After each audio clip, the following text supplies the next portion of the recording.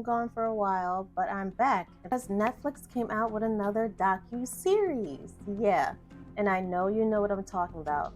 Monster, the Ed Gein story? Yeah, we're going to talk about that. So buckle up because I'm going to tell you about all the lies Netflix made up about the Ed Gein story. So I thought that everyone had heard about Ed Gein or about the story, but apparently not. And I'm just a weirdo that just knows everything about true crime or looks all this stuff up because I'm interested and I'm obsessed with it. But in this video, I'm going to talk about the lies Netflix created to make his story sound more entertaining, a little bit more interesting, and I guess they did it for entertainment purposes, so they say, but obviously Netflix is going to dramatize the story. So I'm not going to go over all the little details that they fabricated. I'm just going to go over the main points that stuck out to me. And I think it would stick out to you guys because these parts were big in the story, and to come and find out they were fake, or when I was watching, I was like, that's not real. That didn't happen. That's not true. So I wanted you guys to know about it too. To start the video off, I just wanted to mention that the movies Psycho, the Texas Chainsaw Massacre, The Silence of the Lambs, yeah, they were all inspired by Ed Gein and the crimes he committed. So let's start with number 1. Ed did not unalive his brother Henry. In episode 1, Netflix shows Ed hitting him with a piece of wood over the head, and then he stages a fire to burn his body. However, there is no evidence to back this and was probably created to make Ed seem like a serial killer. But in reality, Ed said that he and his brother were fighting a bushfire when Henry died in 1944. The police did rule out foul play and reported that Henry died of asphyxiation that led to heart failure. Number 2, Ed did not exhume his mother's body. No, he did not do this. When I saw that in the movie, I was like, all right, now, I know. All right, fine. Let's see where this goes. His obsession with her did trigger his grave robbing that he was doing, but his mother was never one of them. She was not one of the people that he dug up. After she died, he sealed off her bedroom and sitting room in their farmhouse, keeping them exactly as she had left them, almost like a shrine or something. It was preserved. But that is it. That is all that happened. His mother's body remained buried in the ground, and he did not dig her up. Number 3. Adeline Watkins was not Eddie's girlfriend. In the show, they make it seem like they had a long-term romantic relationship, and she was his accomplice to his crimes, but in reality, we don't know the nature of their relationship.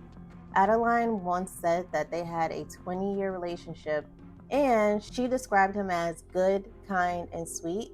And she also said that he was so nice about doing things that she wanted that sometimes she felt like she was taking advantage of him. But she later stated that there was no 20-year romance. It was just a friendship.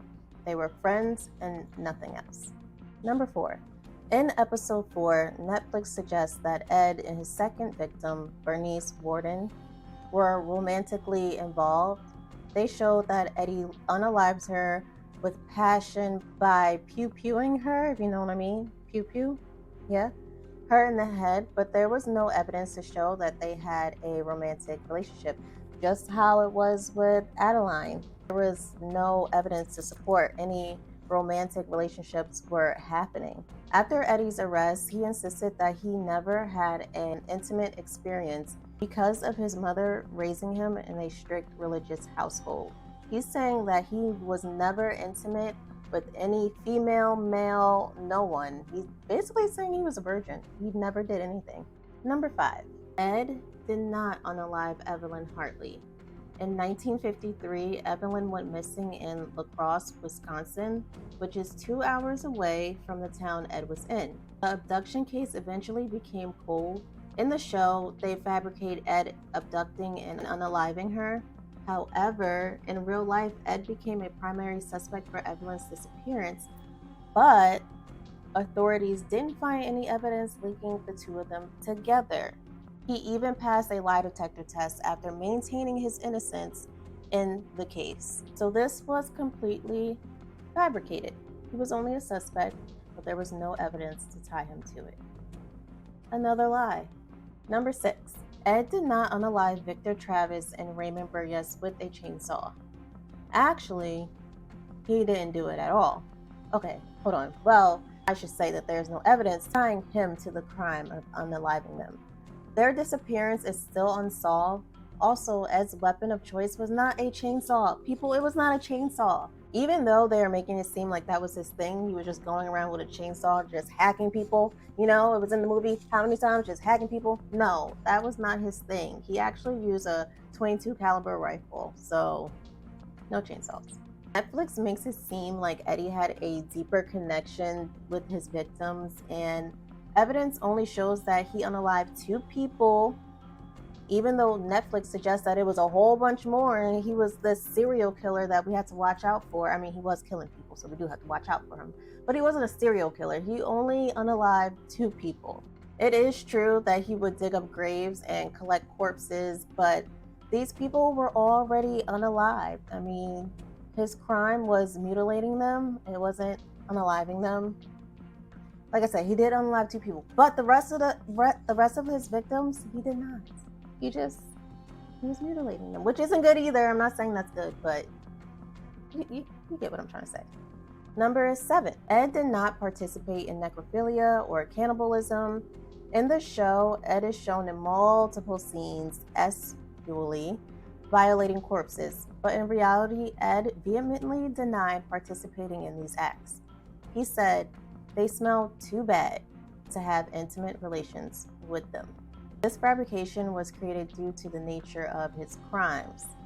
I mean, they just wanted it to seem like that's the next step in committing crimes like he was doing. They wanted to up it a little bit more. They figured he might as well have been doing that too, you know? Number 8, Ed and Richard Speck never communicated with each other. Richard sought out to distance himself from other criminals. He never considered Ed to be his idol. He actually said, "Me, I'm not like Dillinger or anybody else. I'm freakish." Number 9, Ed did not help catch Ted Bundy. Like, where did this even come from? I know they're trying to make the show seem more interesting, but that was so random. I was just like, oh, okay. In reality, detectives did visit Ed while he was institutionalized, but he was not able to help them in solving the case. Ed only confessed to unaliving 2 women, but pleaded not guilty. He was found not guilty by reason of insanity and was institutionalized until his death in 1984. He was a model patient at the institution and committed no other unalivings after his initial arrest. So that is all I have for this video, guys. Like I said in the beginning, these are the moments in the show that stood out to me that I wanted to make a video on, just to let you guys know that this was all fabricated. These are all lies. This did not happen. If you guys like this video, don't forget to like, comment, and subscribe, and thank you for watching, and I'll see you in the next one. Bye, guys.